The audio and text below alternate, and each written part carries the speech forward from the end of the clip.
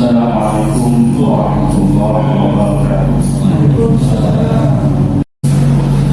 Pertemuan yang lalu kita membahas tentang beberapa sifat-sifat terpuji orang Arab jahiliyah. Meskipun banyak perbuatan keji dan muka yang mereka lakukan, tapi masih ada tersisa sifat-sifat yang baik yang apabila sifat itu bertemu dengan Islam, maka sifat itu akan menjadi luar biasa, menjadi potensi yang cukup besar untuk memajukan agama Allah Ta'ala. Di antara sifat terpuji yang sudah kita bahas adalah dermawan. Kemudian menepati janji, komitmen dengan janji dan amanah. Kemudian mereka itu sangat pantang berlebihan, prinsip para pantang berlebihan. Dia akan melakukan apa saja demi menjaga kehormatan dirinya, keluarganya dan kaumnya. Jadi kalau dibawa ke dalam Islam, dia akan melakukan apa saja demi kemuliaan Islam, pantang agamanya dihina, rasulnya diolok-olok, dia akan bangkit, akan mengorbankan semua yang dia miliki demi agama. Kalau dibawa ke dalam agama. Kemudian termasuk juga sifat terpuji orang Arab jahiliyah ini, al-mudhi al-azali.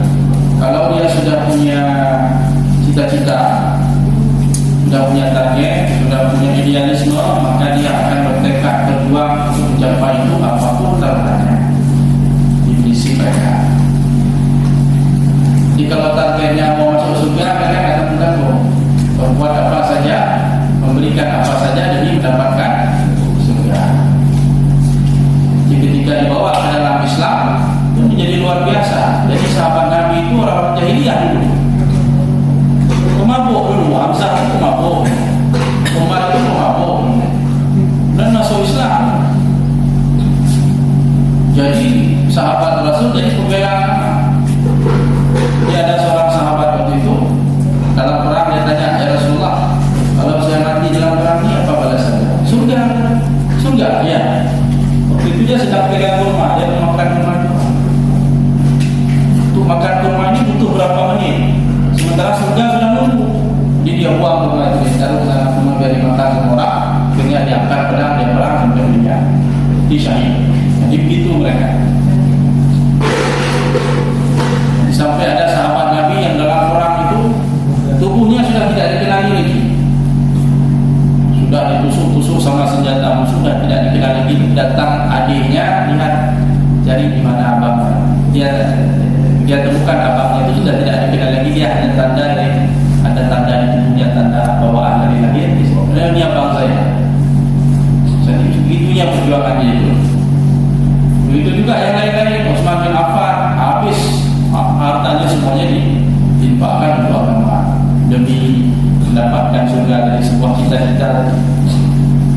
Makanya kalau kita membaca sejarah orang Arab ini, dalam perjuangannya di dalam Islam itu luar biasa, terkagum-kagum kita. Artinya kalau mereka sudah punya target, mereka tidak akan menyerah. Ya, banyak para ulama-ulama kita dulu itu target jadi ulama, tidak mau menyerah, dia rela menghabiskan uangnya demi mendapatkan cita-citanya.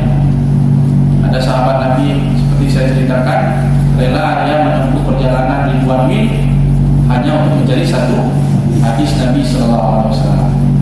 Berbulan-bulan dia melakukan perjalanan cuma untuk memastikan satu hadis Nabi. Luar biasa ya. Kita sekarang tinggal enak saja buka kitab dan dapat hadis. Dulu orang ulama mengumpulkannya itu pergi tak mana-mana, habis umur mereka waktu itu. Sampai ada yang tak sempat makan ikan, ingin makan ikan tak sempat makan ikan gara-gara sibuk belajar. Ada yang tak sempat kawin lagi. Jadi ada kitab khusus ditulis Bapak Ibu sekalian, Al-Ulama Al-Wazzar, ulama ulama yang tidak pernah nikah seperti itu. Imam Nawawi termasuk Ibnu Taimiyah, siapa lagi itu? Banyak lagi ulama tulis kitab khusus. Imam At-Tabari menulis satu hari komitmen ya. Satu hari dia harus menulis 60 lembar. Siapa yang sanggup satu hari baca aja? Tidak sampai satu halaman kita baca sehari. Dia harus menulis 60 halaman setiap hari. Imam At-Tabari. Ketika meninggal karyanya besar-besar. Ya, ada yang mengkhatamkan Quran selama 3 hari sekali khatam. Itu rutin istiqomah. Jadi banyaklah kalau kita membaca tentang sejarah mereka. Kalau sudah bercita-cita ingin menggapai sesuatu, mereka tidak akan menyerah. Apapun akan dilakukan demi itu. Makanya lahirlah ulama-ulama, lahirlah pejuang-pejuang, lahirlah orang-orang hebat di dalam agama kita karena sifat potensi kebaikan yang ada pada zaman jahiliyah dibawa ke dalam Islam, sehingga agama Allah ini menjadi berkembang, menjadi tersebar sampai ke tempat kita sekarang. Ini berkat perjuangan mereka yang hebat-hebat. Bapak Ibu sekalian yang dirahmati Allah Subhanahu wa taala, termasuk sifat mulia orang-orang jahiliyah, orang jahiliyah itu adalah al-hilmu wal ana wa tu'adah. Maksudnya ini adalah ada di antara mereka yang punya sifat tapi tidak dominan sifat ini. Sifat pemaaf, sifat bijaksana dan berhati-hati dalam mengambil sikap, tidak sembarangan, tidak cepat emosi. Walaupun sifat ini kata para ulama tidak dominan, biasanya orang Arab itu emosi orangnya. Cepat dibangkitkan semangatnya untuk berperang dan sebagainya. Tapi ada di antara mereka yang punya sifat ilmun ini. Ilmun ini sifat tidak mudah terpancing dengan emosi. Kalau ada orang yang berbuat yang tidak baik terhadap diri dia cenderung memaafkan. Dan ini sebenarnya sifat Allah. Salah satu Asmaul Husna kan Al-Halim ya. Al-Halim. Ya Allah itu Maha Pemaaf. Banyak hambanya berbuat maksiat dan langsung dihukum, langsung diberi siksa. Tunggu dulu sampai bertobat. Itu sifat Allah Ta'ala. Rasulullah pun begitu. Zaman Nabi dulu ada orang kencing di masjid, sahabat mau pukul orang ini tadi, tapi Nabi melarang, jangan dipukul, biarkan dia menunaikan hajatnya karena sudah terlanjur kencing. Kalau nanti dipukuli, dikejar, habis satu masjid kotor. Kalau ini kan cuma di sudut sana saja, itu saja yang kita basuh dengan air. Jadi Rasulullah itu hilmun, dia tidak mudah marah. Artinya dia mempertimbangkan mana yang lebih maslahat, mana darurat kemudaratan yang lebih besar kalau seandainya orang itu dibiarkan kencing atau dipukul. Kalau dipukul dikejar pasti dia berontak, habis satu masjid kotor. Lebih susah lagi kita membersihkannya. Jadi Nabi biarkan dia kata aja. Setelah itu dibawakan setimba air kemudian disiram. Ya, contoh Nabi SAW bersifat halim. Suatu hari Nabi berjalan dengan sahabatnya, baju Rasulullah diperlakukan dengan kasar oleh orang kampung, orang pedalaman. Ditarik angkat kerah baju Rasulullah ini sampai Nabi susah melepas. Kata orang tadi, hai Muhammad, kamu yang ngasih numpuk-numpuk harta, serahkan harta yang ada padamu. Itu bukan hartamu dan bukan harta nenek moyangmu, kalau bahasa kita itu. Itu kata Arabi dari orang kampung. Nabi senyum saja menghadapi orang yang tidak mengerti adabnya. Tapi perlakukan dia dengan baik. Pada sahabat mau memukuli dia, kalau mau dipukul bisa saja sahabat. Nabi perlakukan dengan baik. Bahkan Nabi memberikannya pemberian, kasih sama Nabi pemberian kambing penuh lapangan, dikasih ini bawa pulang bagi-bagi ke kampung sana. Akhirnya satu kabilah masuk Islam. Dia menyikapi orang-orang yang bersikap kasar itu dengan hilmun, dengan sifat halim. Dan orang-orang Arab ini banyak juga yang punya sifat ini. Nah, salah satunya adalah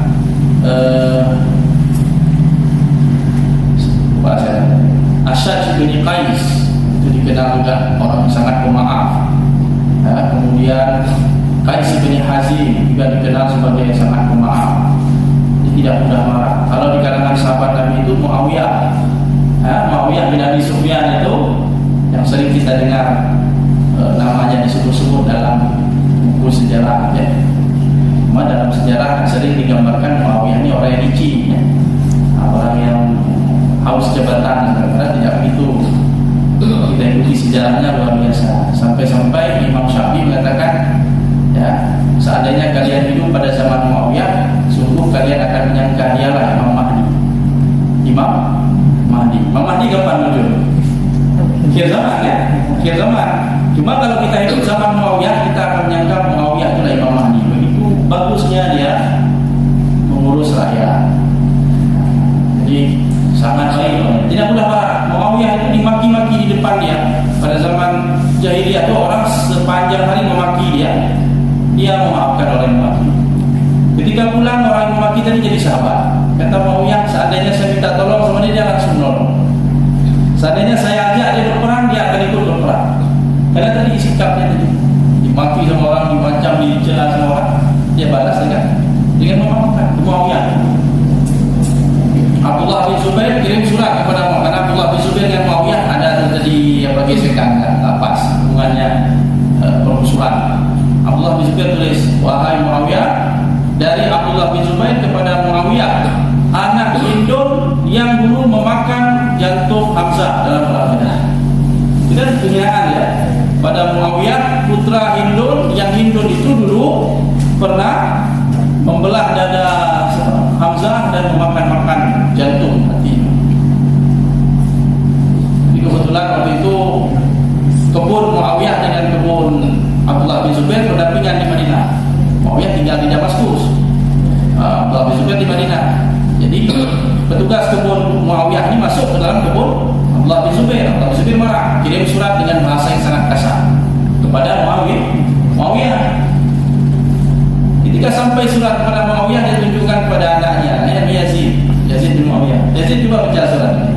Bagaimana pendapatmu? Kata Yazid, dah kita kerahkan saja pasukan kita serang. Yazid naik sampai emosi dia. Kita punya pasukan, kita bawa saja pasukan besar. Ujungnya di Madinah, ekornya di sini di Damaskus. Damaskus ribuan mil. Madinah Suriah jauh. Kata Muawiyah, apa tidak ada solusi lain yang lebih baik dan lebih menyambung silaturahim? Apapun cerita itu saudara kita, Abdullah bin Zubair, ada hubungan nasab. Akhirnya Muawiyah menulis surat dari Muawiyah. Waktu itu Muawiyah khalifah, Abdullah bin Zubair bukan khalifah. Dia raja waktu itu. Dari Muawiyah bin Abi Sufyan dalam suratnya kepada Abdullah putra Hawari Rasulullah, pada putra sahabat Rasulullah yang menjadi penolong Rasulullah. Anak Abdullah, nama ayahnya Zubair. Zubair ini kan dikenal dengan Hawari Rasul. Hawari itu artinya penolong setia Rasulullah. Dari Muawiyah kepada Abdullah putra Hawari Rasulullah, anak Asma yang memiliki dua zatu ditapai, dua ikat pinggang. Karena dulu dikenal Asma ini kan waktu sedang hamil mengantarkan makanan untuk Rasulullah yang ketika itu sedang bersembunyi di gua sul ya, di gua sul, bersembunyi di gua sul. Ya, bersembunyi di gua sul. Jadi sehingga dia dikenal dengan zatu ditapai, wanita yang punya kemuliaan, punya dua ikat pinggang. Jadi Muawiyah menyebut Abdullah bin Zubair dalam suratnya dengan sebutan yang sangat mulia. Anaknya Hawari Rasulullah, putranya Asma yang punya kemuliaan dan sebagainya. Seandainya yang membuat kita bersengketa adalah dunia seisinya, maka aku akan serahkan dunia itu kepadamu. Seandainya saya punya kebun yang luasnya dari Damaskus sampai ke Madinah, aku akan serahkan kebun ini kepadamu, wahai putra Hawari Rasulullah. Kata begitu. Sekarang apabila surat ini sampai kepadamu, wahai Abdullah, ambil saja kebunku yang ada di Madinah, masukkan ke dalam kebun. Saya serahkan kebunku itu. Dan petugas kebun itu jadi petugas kebun. Jadi budak-budak yang bekerja di kebun itu jadi budaknya Abdullah bin Zubair. Begitu sampai surat itu dibaca sama Abdullah, Masya Allah. Tadi suratnya bagaimana panasnya surat itu, tapi dibalas dengan kesejukan yang Muawiyah. Waktu Abdullah bin Zubair baca surat itu menangis dan tetes air mata, terharu dia. Pergi dia berangkat dari Madinah ke Damaskus, dia cium kepala Muhammad, cium kepala Muhammad. Apa namanya, dia katakan, saya terharu dengan sifat pemaaf yang kau miliki. Gara-gara sifat inilah Allah Subhanahu Wa Taala menempatkanmu di kedudukan. Dia jadi khalifah, dia jadi orang nomor satu dalam Islam waktu itu, jadi khalifah Amirul Mukminin karena sifat. Makanya dipercaya dia oleh Umar bin Khattab menjadi gubernur di wilayah Syam pada masa Umar, pada masa Utsman. Lama dia memimpin umat, 40 tahun dia memimpin umat itu tidak ada gejolak. Umat yang dia pimpin itu tidak ada terjadi fitnah, tidak ada terjadi konflik, tidak ada terjadi gejolak, aman. Itu gejolak di tempat-tempat lain yang dipimpin oleh gubernur lain, tapi di bawah kekuasaan Muawiyah menjadi gubernur tidak ada terjadi gejolak. Ketika terjadi pembunuhan pada Utsman bin Affan, itu orang-orang yang dipimpin oleh Muawiyah tidak ikut campur dalam fitnah, aman, terkendali karena dipimpin oleh seorang Muawiyah. Punya sifat ilmu, itu sifat jahiliyah, sifat jahiliyah dibawa ke dalam Islam, jadi sesuatu yang sangat luar biasa. Bapak Ibu sekalian yang dirahmati Allah Subhanahu Wa Taala, dan banyak lagi sifat-sifat yang lain, termasuk sifat jujur, sifat amanah. Jadi mereka itu bisa jujur walaupun terhadap musuh. Dulu Abu Sufyan musuh luar biasa dengan Rasulullah. Itu sebelum dia jadi Islam, dari Muslim ya. Abu Sufyan marah sekali dengan Nabi. Terjadi perang berkali-kali, perang Badar, perang Uhud, perang Khandaq. Pokoknya Abu Sufyan kalau kita tanya sama dia apa yang paling kamu inginkan, ya matinya Muhammad. Pokoknya cukup benci kepada Nabi Sallallahu Alaihi Wasallam. Tapi ketika ditanya sama Raja Heraklius tentang Nabi, Abu Sufyan, bagaimana pendapatmu tentang Muhammad? Apakah dia pernah bohong? Pernah bohong dia. Itu. Apa yang diperintahkan oleh Muhammad itu? Karena Raja Heraklius ingin tahu nih orang yang bernama Muhammad ini mengaku jadi Nabi. Dia ingin tahu apa betul ini Nabi. Ditanya kepada Abu Sufyan. Abu Sufyan waktu itu masih kafir, orang yang paling benci kepada Nabi. Ditanya, Abu Sufyan, apa yang di Muhammad itu ngajak entah apa yang diajak, apa yang dia suruh, apa yang dia dakwahkan? Kata Abu Sufyan, dia mengajak untuk silaturahmi, mengajak untuk mendirikan sholat, menunaikan zakat, untuk berbuat baik. Ada diajak yang enggak jelas, yang enggak betul. Enggak ada, semua yang diajak baik-baik. Kata sebab, kata Abu Sufyan, padahal waktu itu dia kafir dan musuh Nabi. Pernah bohong dia? Enggak pernah. Jujur deh. Yang mengikut dia siapa? Ya rata-rata orang-orang lemah, orang tertindas. Kata Heraklius, memang itu para nabi biasanya pengikutnya orang tertindas. Jadi terjadi dialog. Pokoknya apa yang ditanya oleh Heraklius, Abu Sufyan jawab sejujur-jujurnya. Padahal waktu itu posisi sebagai musuh bebuyutan.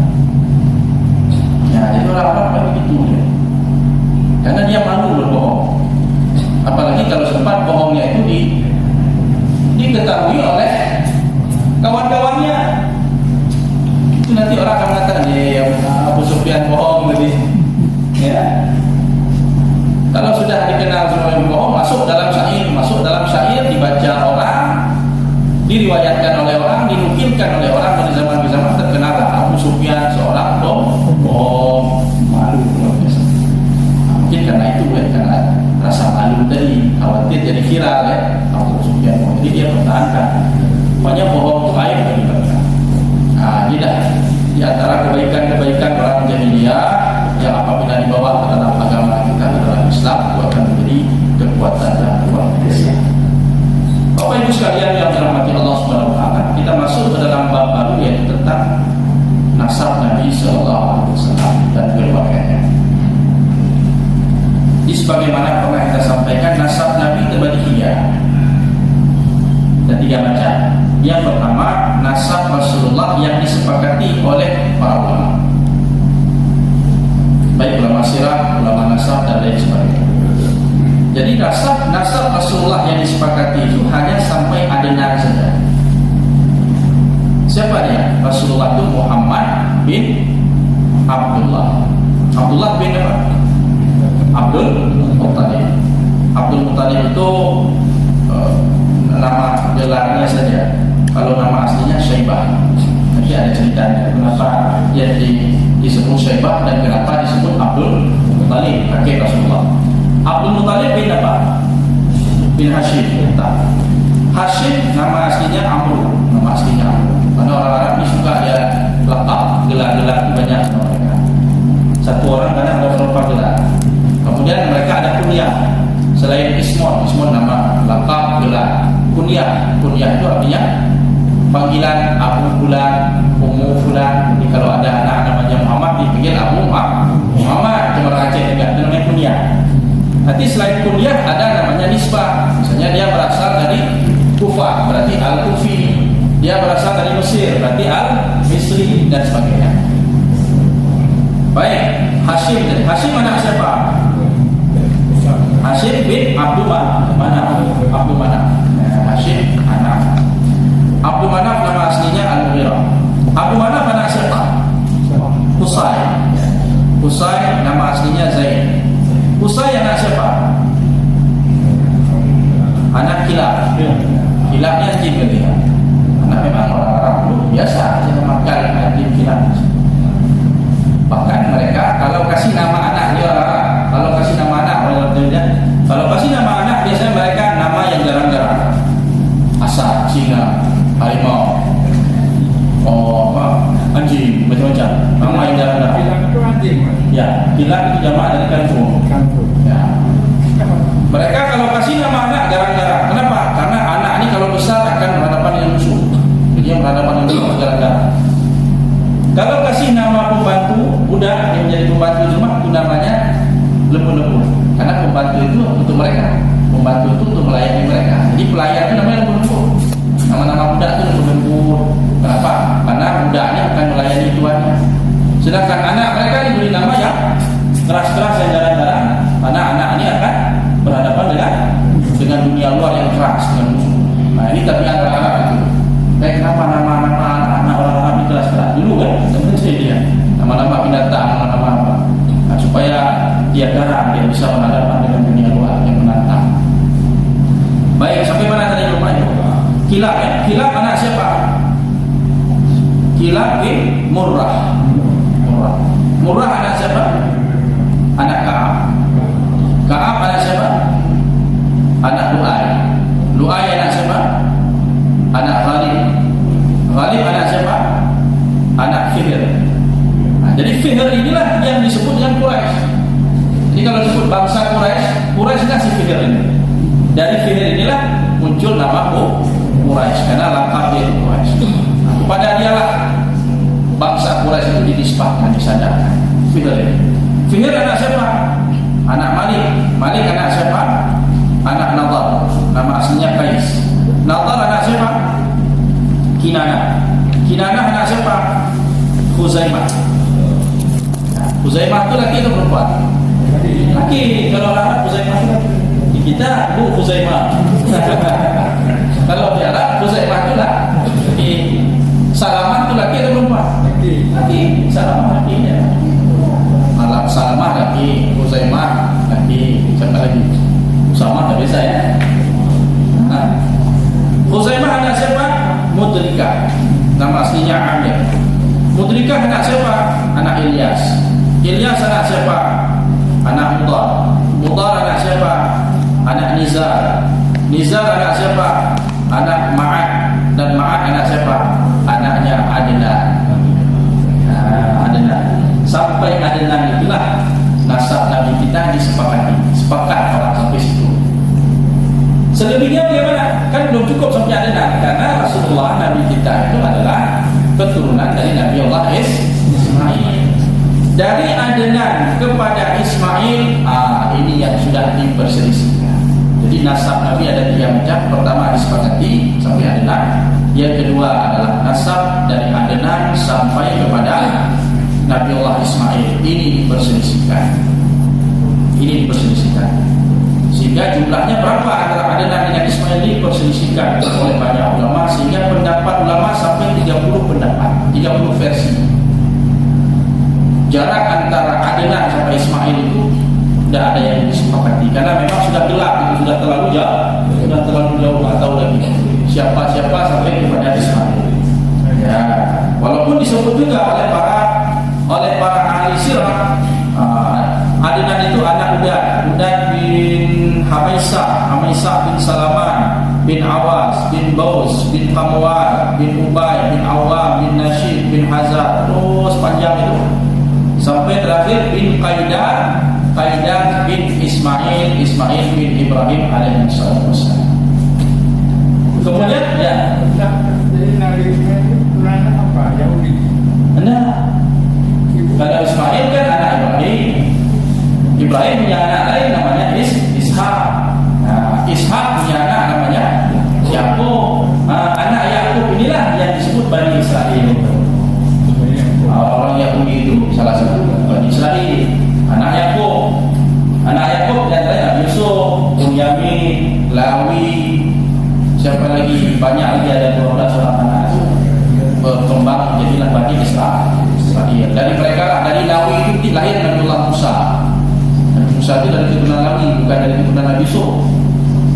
Yusuf dia ada ada keturunannya. Lawi itu salah satu keturunan Nabi Musa, Nabi Harun, nanti sampai ke Nabi Sulaiman, Nabi Daud, sampai kepada Imran, Maryam, Zakaria, Yahya, Isa.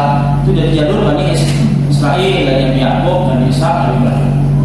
Kalau Ismail lain lagi jalurnya. Jadi tadi sampai mana? Ibrahim ya. Kemudian nasab Nabi yang ketiga adalah dari Ibrahim sampai ke Nabi Adam. Kalau tadi sudah gelap, ini gelap gulita. Sudah lebih gak jelas lagi. Dan tidak ada yang bisa kita pegang karena semuanya mungkin ini kalau disebut di sini banyak berasal dari sumber-sumber ahli kitab. Jadi dikatakan Ibrahim anak dari Tarak atau Azar bin Nahur bin Saruh, Ra'u, Falak sampai kepada Nabi Nuh.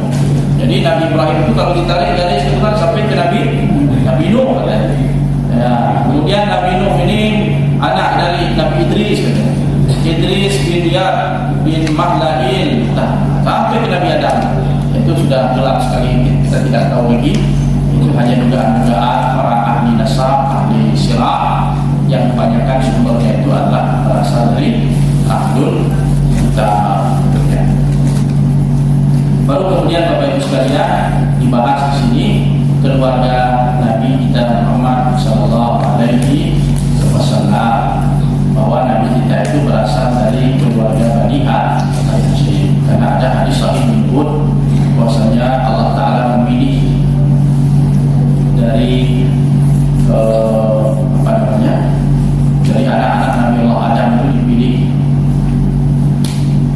Nabi Ibrahim, dari anak-anak Nabi Ibrahim dipilih Ismail, dari Ismail dipilih, dari keluarga-keluarga terpilih sampai ke Hashim, dari Hashim ya. Benar bahas silsilah Rasul Ya. Langsung dari Nabi Muhammad langsung dari Ismail. Mesti karena terkait dengan nabi-nabi lain dan dibuka Ya. dari Nabi Ismail langsung Muhammad. Ya. Jadi banyak seluruh hal yang terkait dengan nabi-nabi yang lain. Ya, kalau Nabi 25 itu tidak ada disebut di situ. Karena kebanyakan nabi-nabi itu dari Bani Israel. Ya, kebanyakan nabi itu dari Bani Israel. Maka dalam Bani Israel itu kadang-kadang dalam satu kurun itu ada beberapa orang nabi, itu beberapa orang lah. Dan banyak nabi yang disembelih. Ibnu Katsir mengatakan orang Bani Israel pernah menyembelih 70 orang nabi. Dalam satu hari 70 orang nabi disembelih. Kemudian mereka membuka pasar, itu pasar berbelanja seperti biasa, seperti tidak terjadi apa-apa. Kita meninggal satu orang ulama aja berkabung semua. Kalau bisa pasar-pasar nggak usah buka itu. Jadi 70 nabi disembelih, mereka biasa seperti tidak merasa bersalah. Jadi banyak nabi-nabi dari Bani Israel. Apakah ada di antara Nabi Ismail dengan Rasulullah itu seorang nabi itu bisa jadi ada? Bisa jadi ada, jumlah nabi banyak sekali. Ya, kalau Rasul itu sampai 300 lebih Rasul. Kita tidak tahu selain yang disebut dalam Al-Quran, kita beriman saja. Wallahu a'lam pada siapa Rasul-Rasul itu diutus. Selain Rasul ada nabi-nabi sampai 120.000 dalam Fathul Bari Ibnu Hajar itu disebut. Jadi ratusan ribu jumlah nabi yang pernah diutus. Kita nggak tahu kemana saja.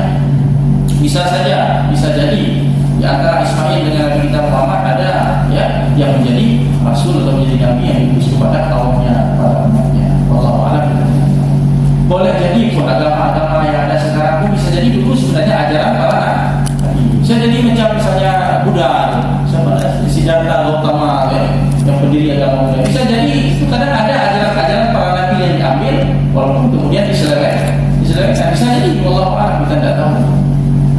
Walaupun sudah jauh melenceng ya, sudah jauh melenceng. Saya ajaran Nabi Isa bagaimana jauhnya melenceng? Sebenarnya kalau ajaran Nabi Isa itu, kalau yang mau dipertahankan seperti yang diturunkan oleh Allah kepada Nabi Allah Isa, itu sama macam kita. Mungkin seandainya nggak ada umat Nabi Muhammad, yang ada umat Nabi Isa dengan ajaran Nabi Isa yang asli, mungkin orangnya macam kita juga, menjatuh, rupiah, mendengar, melayak, sama, menyangkut sih.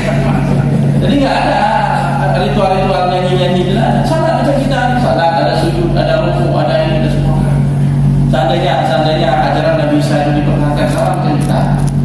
Cuma mungkin beda waktu sholat saja, puasa sama, tidak makan babi, tidak minum minuman keras, tutup aurat. Mas sekarang coba tengok orang yang mengklaim mengikut Isa, gimana jauh sudah. Begitu juga yang mengklaim mengikut ajaran Nabi Musa kan begitu, sudah jauh sekali mereka ibadahnya dan sebagainya, jauh sekali. Apalagi yang lain-lain.